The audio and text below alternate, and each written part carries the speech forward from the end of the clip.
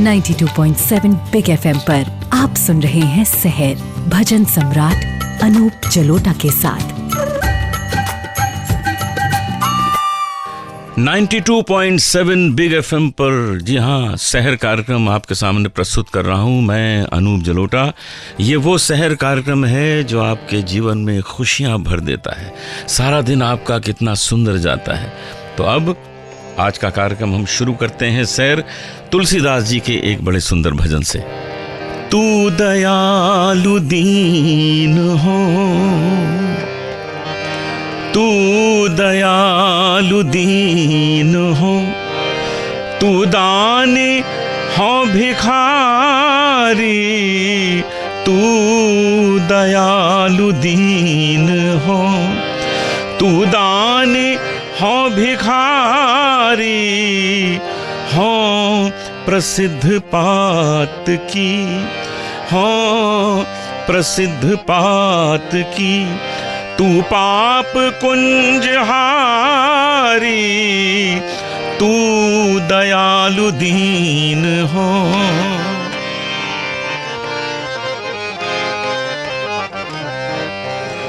तो ही मोही नाते अनेक, मानिए जो भावे, जो त्यों तुलसी कृपालु चरण शरण पावे, तू दयालु दीन हो, तू दानी हो भिखारी, तू दयालु दीन हो। तुलसीदास जी ने प्रभु से अपने ऐसे ऐसे संबंध जोड़ लिए कि आपको जो भी संबंध है वो आप उसी पर काम करिए, उसी पर विश्वास कर लीजिए, उसी तरह मुझे अपना लीजिए। आप दयालु हैं, मैं दीन हूं, आप दानी हैं, मैं भिखारी हूं, मैं पापी हूं और आप पापियों का नाश करने वाले हैं, आप पापियों का उद्धार करने वाले हैं। मैं अनाथ हूं, आप नाथ हैं, आप ब्रह्म हैं, मैं जीव हूं, मैं चेला हूं, आप ठाकुर हैं, तात मात गुरु सखा सब विदित हुत मेरा। ये सारे संबंध हमारे आपके ऐसे हैं, एक संबंध भी आप मान लीजिए तो उसमें आप मेरा उद्धार कर सकते हैं। प्रभु इसमें देरी न करिए। कितना सुंदर वर्णन है, इस भजन का आपने आनंद लिया। और अब आज का पंचांग सुनिए और उसके बाद चलते हैं एक नई जीवन में आदत आज से शुरू करने के लिए। आज है 20 मई यानी ज्येष्ठ मास के शुक्ल पक्ष की द्वितीया, दिन बुधवार और नक्षत्र है मृगशरीषा। और आज आपको एक बड़ा सुंदर भजन सुना रहा हूँ। ये भजन वैसे लोकप्रिय भी है क्योंकि मैंने अपने बहुत से कार्यक्रमों में गाया है। इसको सुनिए और इसके अंदर छुपी हुई एक ऐसी चीज को निकाला जाए जो हम अपने जीवन में एक आदत बना सकें। तन के तंबूरे में दो सांसों के तार बोले, जय सिया राम राम, जय राधे श्याम श्याम, जय सिया राम राम, जय राधे श्याम श्याम। तन के तंबूरे में दो, तन के तंबूरे में दो सांसों के तार बोले, जय सिया राम राम, जय राधे श्याम श्याम।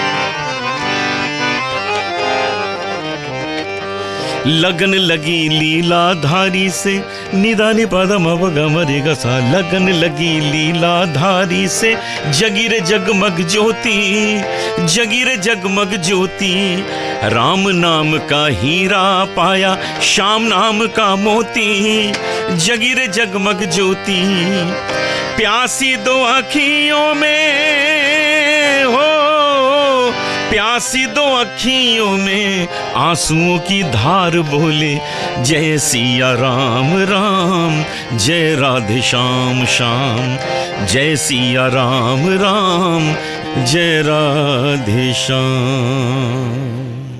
तन तंबूरा तार मन, अद्भुत है ये साज, प्रभु के कर से बज रहा प्रभु की है आवाज। ये तन क्या है? ये तन प्रभु के हाथ का ही एक साज है, एक तंबूरा है। जैसा वो बजाता है वैसा ये बजता है। हम ये समझ लें कि ये हम बजा रहे हैं, ऐसा नहीं है। ईश्वर के हाथों ही बजता है। ये जो सांस चल रही है, ये जो सांस है, ये सांस क्या है? ये प्रभु का नाम ही तो है। यदि 1 मिनट के लिए सांस बंद हो जाए, प्रभु निकल जाए, तो खेल खत्म हो जाता है। इसलिए बहुत जरूरी है प्रभु का आभार हर समय मानना।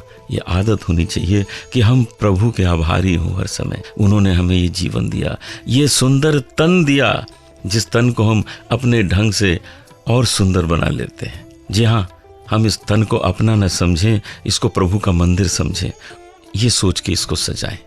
और फिर देखिए प्रभु आप पर कैसी कृपा बरसाते हैं। मैंने आपको बताया कि मैं कर्नाटक का सुब्रमण्य मंदिर और बिलद्वार गुफा की कथा आपको सुनाने जा रहा हूँ। ये कहानी स्कंद पुराण में लिखी हुई है। गरुड़ भगवान को बहुत भूख लगी। गरुड़ तो खाते थे केवल सांप। अब ढूंढ रहे हैं, उड़ रहे हैं जगह जगह कि कोई सांप नजर आए तो उसको खाएं। बहुत भूख लगी हुई। एक गुफा नजर आई, वहां रुक गए और वहां पर एक बहुत ही शक्तिशाली नाग रहता था जिसका नाम था वासुकी। बस वासुकी पर गरुड़ भगवान टूट पड़े।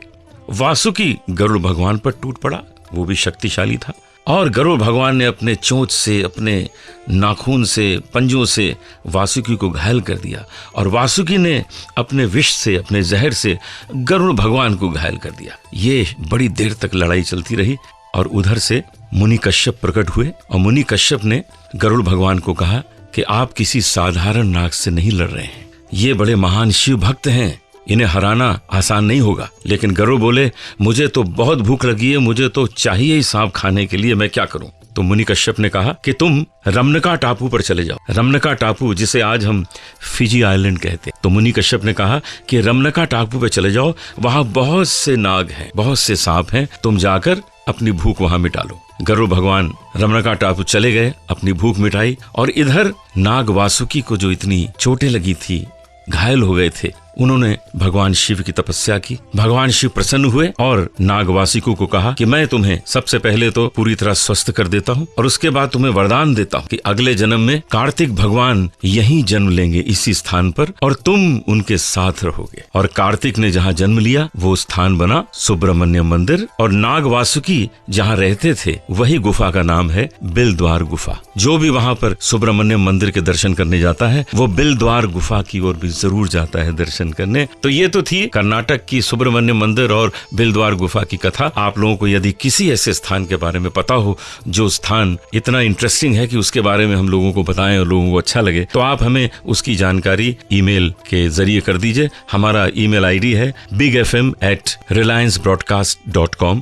एक बार फिर बताता हूँ, bigfm@reliancebroadcast.com, ऑल स्मॉल लेटर्स। हमें जानकारी भेजिए किसी ऐसे स्थान की और हम उसके बारे में सारे संसार को शहर कार्यक्रम के माध्यम से बताएंगे। तो अब आपको मैं मिलाऊंगा एक ऐसी गायिका से जो कानपुर में रहती हैं, बहुत अच्छा गाती हैं। आप जरा सोचिए, MBA करने के बाद संगीत ने उन्हें अपनी बाहों में ले लिया। आपको तो मालूम ही है कि हर बार हम किसी न किसी प्रतिभा को आपके सामने प्रस्तुत करते हैं। मैं और मेरे 2 भाई और मेरी 2 बहनें, हम लोग 5 भाई बहन हैं। सबको संगीत का बड़ा शौक है, लेकिन मेरा ये व्यवसाय बन गया, मेरी फील्ड बन गई। लेकिन मेरे और भाइयों बहनों ने इसे अपना प्रोफेशन नहीं बनाया, लेकिन सब में बहुत प्रतिभा है, सब बहुत अच्छा, कोई गाता है, कोई तबला बजाता है, कोई नृत्य बहुत अच्छा करता है। तो यहाँ मेरी एक बहन जिसका नाम है अनीता, जो मुझसे छोटी है, उसकी आवाज बहुत अच्छी है, बहुत अच्छा गाती है। आज अनीता से हम आपकी मुलाकात कराते हैं और वो आपको एक भजन भी गा के सुनाएगी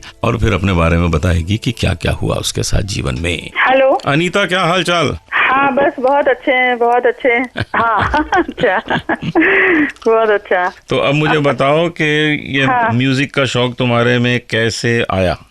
म्यूजिक का शौक तो मुझे शुरू से ही था। मुझे तो लगता है हम पैदा ही इसके साथ ही हुए हैं और क्योंकि हमारे परिवार में है और इसलिए हमारे खून में आ गया ये शौक।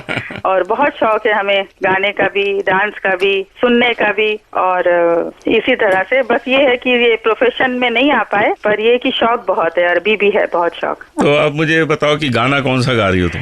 मेरा बहुत पसंद का ये भजन है मीराबाई जी का। चलो सुनाओ। पायो जी मैंने राम रतन धन पायो, पायो जी मैंने राम रतन धन पायो, पायो जी मैंने वस्तु अमोलिक दी म्हारे सतगुरु, वस्तु अमोलिक दी म्हारे सतगुरु, कृपा कर अपनायो, पायो जी मैंने राम रतन धन पायो। बहुत अच्छा, इतना साफ सुथरा प्यार से शुद्ध गाया, बहुत अच्छा लगा, बहुत ही थैंक यू, धन्यवाद बहुत अच्छा। तो अभी आप सुन रहे थे मेरी बहन अनीता को, उसने इतना अच्छा भजन सुनाया जो कितना ही चर्चित भजन है, पायो जी मैंने राम रतन धन पायो। और अब जो मैं आपको एक भजन सुना रहा हूँ, इसमें बड़ी गहराई है। कहते हैं कि जो तत्व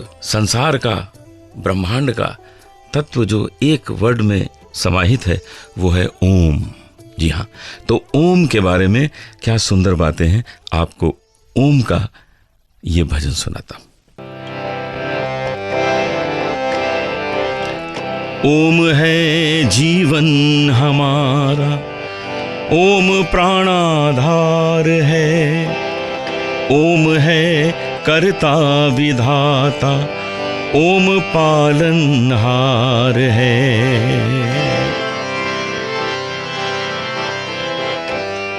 ओम सबका पूज्य है, ओम का पूजन करो, ओम ही के ध्यान से शुद्ध अपना मन करो।